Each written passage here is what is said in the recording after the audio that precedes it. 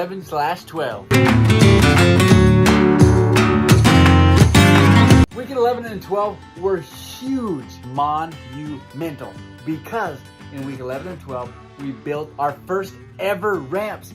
Oh, we have put our stamp on the eBest building. Demolition is almost done, and we are starting to build and design. I am so excited. Let's do the dang thing.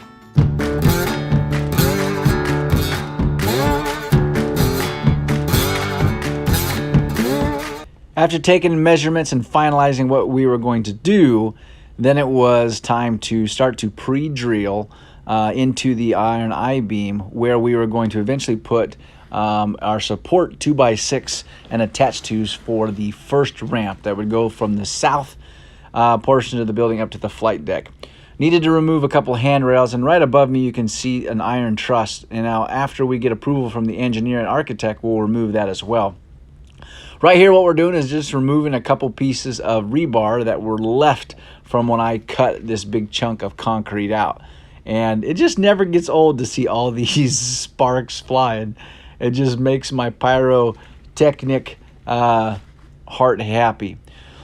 So once we got the pre-drill, we attached our 2x6, a pre-treated wood, and then we determined the angles, the hypotenuse, and what we needed to cut our wood at so that we could attach it to the wall and begin building our first ramp.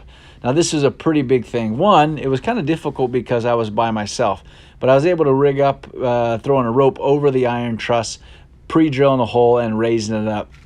Now because I was alongside the brick, this is going to allow this first ramp to be extremely solid and secure, because I was able to drill into the brick and then use a 3/4 inch by 4 inch masonry bolt and to secure it to that. Now the second one was a little trickier because I didn't have the attachment to the wall, but by using support beams and some joist supports and anchors, this thing is going to be extremely rigid and tough. And it has to be, because it has to support riders that are going to be riding it over and over and over. It is so cool to see how things just fall into place, and how I believe God's hand just supports things that are blessing his children. We were able to find some stools and some benches from a local restaurant and bar that had closed down recently. And more importantly, we were able to find a old Red Bull vending machine that we are going to repurpose into our first ever giving machine. Now I cannot tell you how unbelievably dense and heavy this thing was. This sucker is going to do some serious good in our community. I don't know who I need to call, but I think that they need to change their motto to Red Bull gives others wings. We found the keys and we were excited to open it up and make sure everything was working, which it does. Super pumped about that. But I can't wait to fill this with drinks that will double as immediate gifts and for those that are needed across our community and throughout the world. Things like chicken cherries and goat grape. What are some flavors that you think that we should develop that will immediately benefit the lives of people throughout the world? Any ideas you have down in the comments below. I love out of the box thinking. So we ripped that, stacked it, and then we started getting back to the part that was really fun. You always have to build the foundation, but no one sees the foundation. Now what they do see is these beautiful 2x4s, 100-plus-year-old wood that we were able to repurpose. And these are absolutely gorgeous. I am already in love with this ramp, and it will last another 100 years. If anybody has been to Ray's Indoor Mountain Bike Park or the former Milwaukee one, he has these berms that are made from scrap woods. And I've spoken directly to Ray, and he says that he calls them Rascal berms because it reminds him of something that the little rascals would have built in their backyard or out by their clubhouse. And I loved it. So I'm adopting that, and these are called Rascal ramps. And I just love the look of them, how they're aged, how they don't match, how the textures are different. Well, some have old screw holes, some are rusty and beat up. And it's just phenomenal. I just love how it looks. This will be the general approach the riders will come up. This truss will be cut, and you'll ride straight forward until you get to the flight deck where you have the huge berm and the foam pit. So now we got to all the way to the top. We'll continue our construction down, and we'll begin to frame out basically the flat portion of this and develop and design our 90-degree turn. Now, one of the things that I'm discovering is I have never built ramps for bikes in 110-year-old buildings before. And so the angles are very different, and walls are not square, and I'm dealing with chimney chutes and iron trusses, not to mention changes in elevation and different weight supports. So this is an incredibly fun challenge because every board, honestly, is different than the previous one. It has a different density, it has a different grain pattern and length and strength. Just a big old puzzle. Now, some of you might recognize this wall. This was a growth wall that showed markings of a lot of the family members. You see Remy, and then there's Love You Grandpa. This just is a historical piece, and I love it. I had one of the coolest experiences. I don't have any video of it, but we had another demo day, and I got to meet Remy, and he was a beast. Now, it was funny because I didn't have my camera that day. I usually film it all, but this is actually a video from his mother, and it was so cool to meet Remy and to see the kid that was behind the name on this wall that I've walked past already probably 1,000 times. And it was fantastic to hear stories from Remy's mother about her working here different years and how her family had such an integral part of it and how it was her family's business. And it just made everything that we're doing just cooler and had a deeper meaning. And it just is, I love that he is back helping this building be repurposed for the next round of families and generations to benefit from this building. So one of the things I discovered as I was making this 90-degree turn is that you can't maintain speed very comfortably in a sharp 90-degree turn.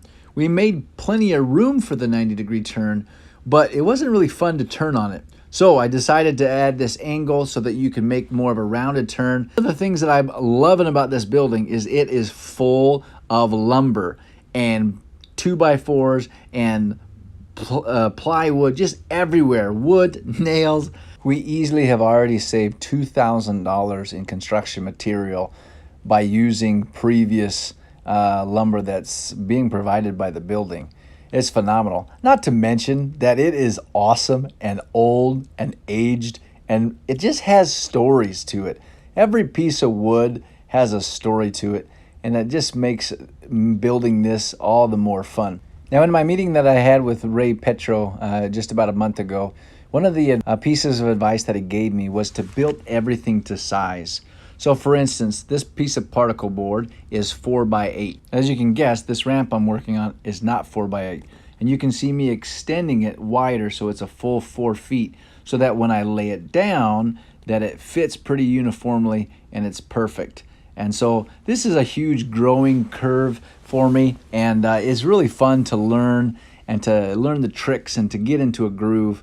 And I can't thank Ray and his advice and tips. Now here is a piece of pure steel platform that I found. One of the things that I've discovered in building these ramps is that you always have a lip that the riders have to ride up, and it creates kind of a bump. And it's hard to cut wood so that it doesn't have that lip. But I found this piece of metal, and I decided it would be a fantastic lead-up ramp, and then it would have a little spring to it, which would be fun.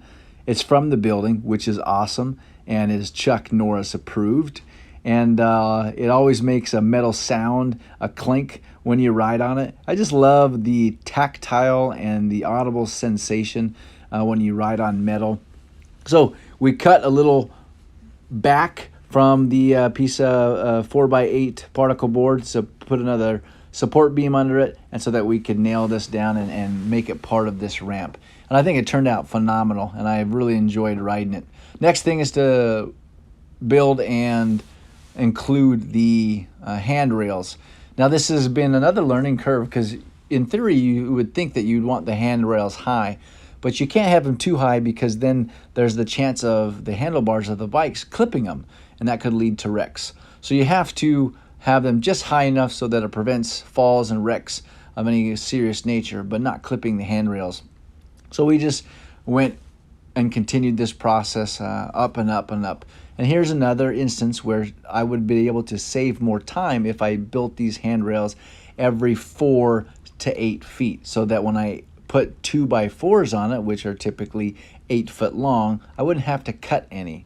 But this was a mistake I had, and I didn't calculate that. I just kind of eyeballed it, and it led to some unnecessary waste and unnecessary cuts, which when you're building a park, 54,000 square foot, those can really add up. So I've really enjoyed learning those so that it can save us time and money in the future, which ultimately allows us to charge less for the kids who are going to potentially visit here in the future.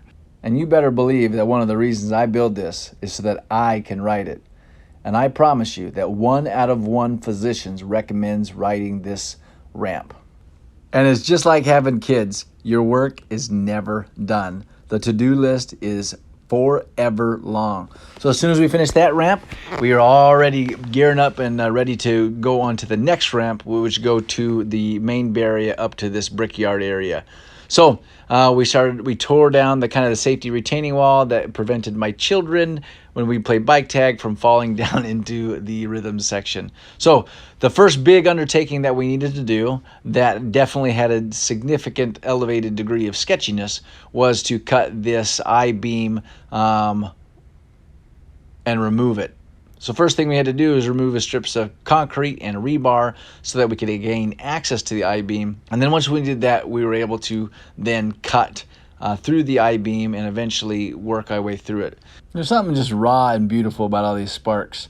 Now at one point, I did have a piece of shard of metal ricochet off the wall and go on my back down my drawers. And yeah, I did definitely a little jig when that happened. So we finally got it removed, and now we need to basically repeat the process of the previous ramp where we attach our 2x6s into the concrete with masonry screws, cut the right angles, determine the lengths, use our rope over the trusses to suspend it because I'm there by myself. And once we have it all cut and measured, we're able to attach it to the adjoining structures, secure it, and then place the first handrail in.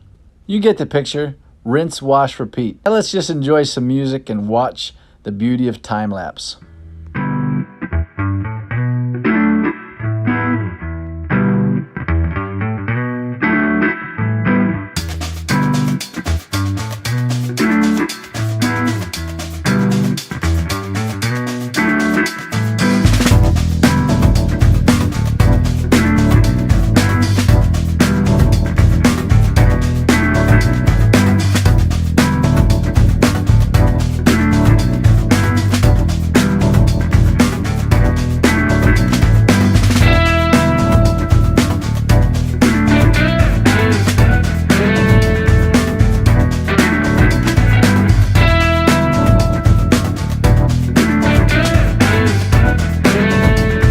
It's amazing how much lumber you use building these ramps. But guess what? We got plenty of it. So we just went back to the little stockyard from our demo days in which the awesome volunteers separated them into basically as close to as similar. The chapter of this book is called Moving Wood, Then Moving It Some More.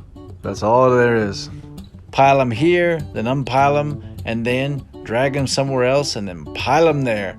So it is a process that I am very familiar with. But once we got a bunch that worked, we just start plugging and chugging, measure, cut, re-measure, measure, cut, then nail, nail, nail, nail.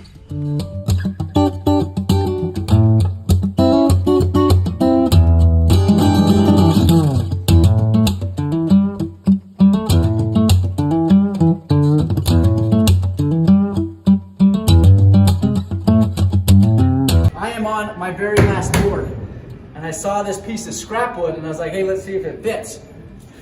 Now somehow I got off centered and this is smaller than this, and I picked this up and I noticed that this end, for some reason, it was cut uneven, so this edge is smaller than this one. Look at that! Ow!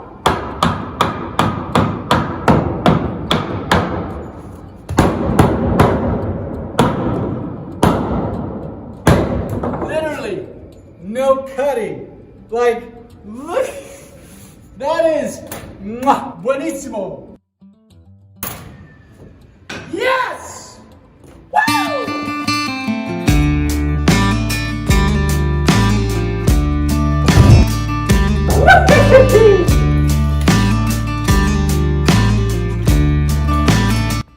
Well, I'm about as happy as a lark. Never met a lark, don't even know what a lark is. But if there's a happy one out there, I am that. Oh, I'm so pumped. Now I gotta chop those off so it looks all nice and pretty like that. But you can see, you can start to see what I'm thinking, right?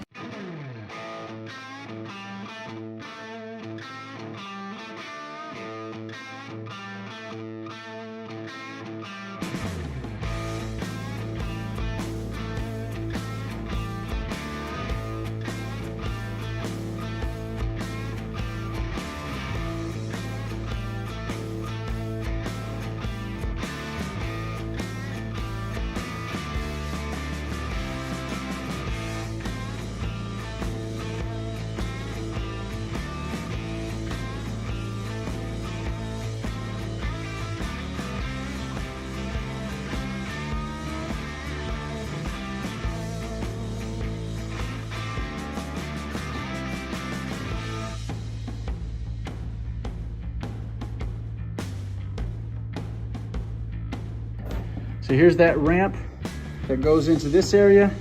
And then now you can see the space between where we'll build the ramp that goes down and berms down into the rhythm section, the pump track area. Yes! Woo! Weeks 11 and 12 were super special, and I'm looking forward to 13 and 14. Join us in the journey as we build something for Quincy by Quincy. Remember, kindness is currency. Consider subscribing. Let's do this. Knuckles, noggin, butter like this. Squid fingers.